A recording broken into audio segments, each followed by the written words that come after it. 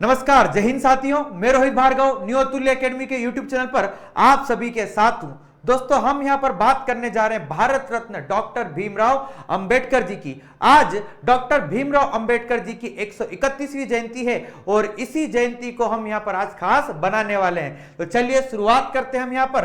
तो अगर मैं बात करूं यहां पर कि आज यानी 14 अप्रैल 2022 को डॉक्टर भीमराव अंबेडकर जी की, जी हां, डॉक्टर भीमराव रामजी अंबेडकर की 131वीं जयंती है। पूरा नाम है बाबा साहेब का डॉक्टर भीमराव रामजी अंबेडकर।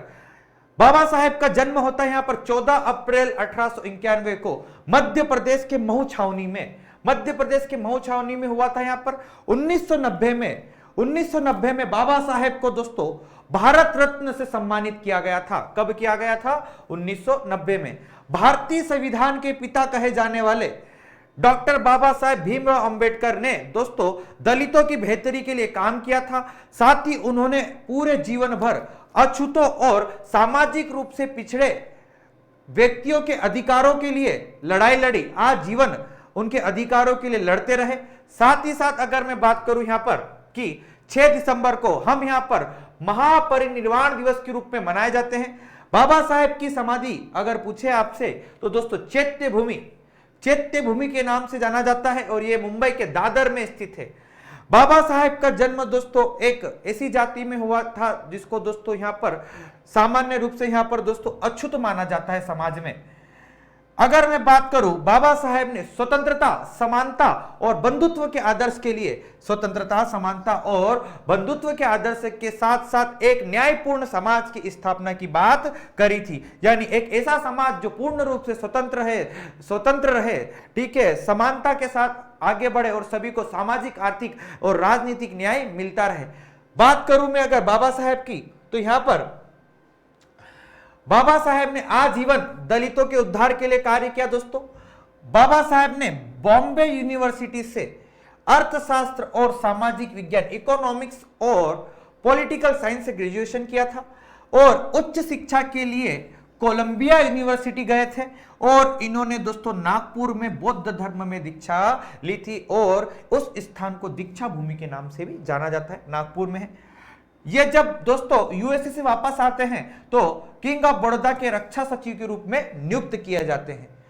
साथ ही साथ अगर मैं बात करूं दोस्तों यहां पर एक अर्थशास्त्री, राजनेता, समाज सुधारक और भारतीय संविधान के मुख्य निर्माता बाबा साहेब रहे हैं दोस्तों। यानी एक बहुत बड़े अर्थशास्त्री, राजनेता, समाज सुधारक के रूप में बाबा साहेब ने अथक प्रयास करे दोस्तों, खूब सारे कार्य करे। और अगर मैं बात करूं कि भारतीय संविधान की सबसे महत्वपूर्ण समिति, प्रारूप समिति के बाबा साहेब कौन रहे दोस्तों? अध्यक्ष रहे।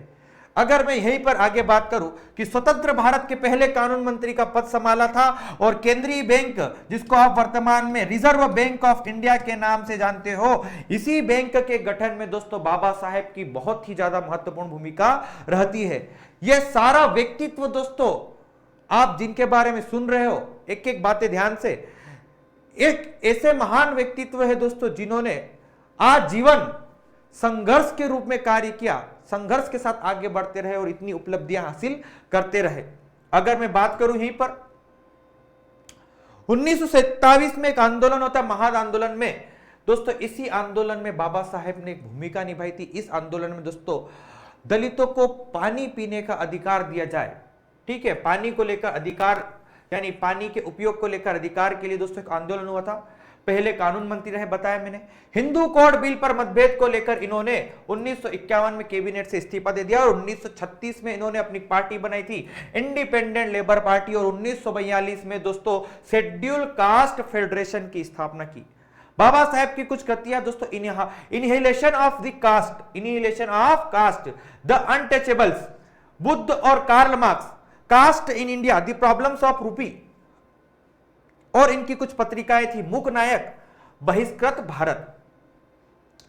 साथ ही साथ अगर मैं बात करूं कि 1930 से 32 तक लंदन में तीनों गोलमेज सम्मेलन में भाग लेने वाले व्यक्ति दोस्तों बाबा साहेब, और 1932 में पूना पैक्ट में हस्ताक्षर किए, जिसके परिणाम स्वरूप वंचित वर्गों के लिए अलग निर्वाचन मंडल के विचारों को दोस्तों इन्होंने यहां पर क्या कर दिया था?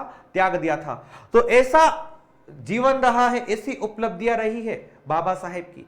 और आज हमने ये इन्हीं उपलब्धियों के बारे में इसलिए बात करी क्योंकि आज यानी दोस्तों 14 अप्रैल को बाबा साहेब भीमराव अंबेडकर की जयंती है दोस्तों। तो दोस्तों उम्मीद करता हूं बाबा साहेब से संबंधित जानकारी आपको उपयोगी लगी होगी। अगर सेशन अच्छा लगे तो लाइक करें, खूब ज्यादा शेयर करें और बाबा साहेब से संबंधित सारी बातों को दोस्तों हर व्यक्तियों तक पहुंचाए। उनके जीवन की जो उपलब्धियां हैं, जो उनका त्याग है, उनका समर्पण है, हर व्यक्तियों तक पहुंचे। हम यहां पर ऐसा चाहते हैं। आप सभी का धन्यवाद। मिलते हैं अगले सेशन में, तब तक के लिए जय हिंद, जय भारत दोस्तों।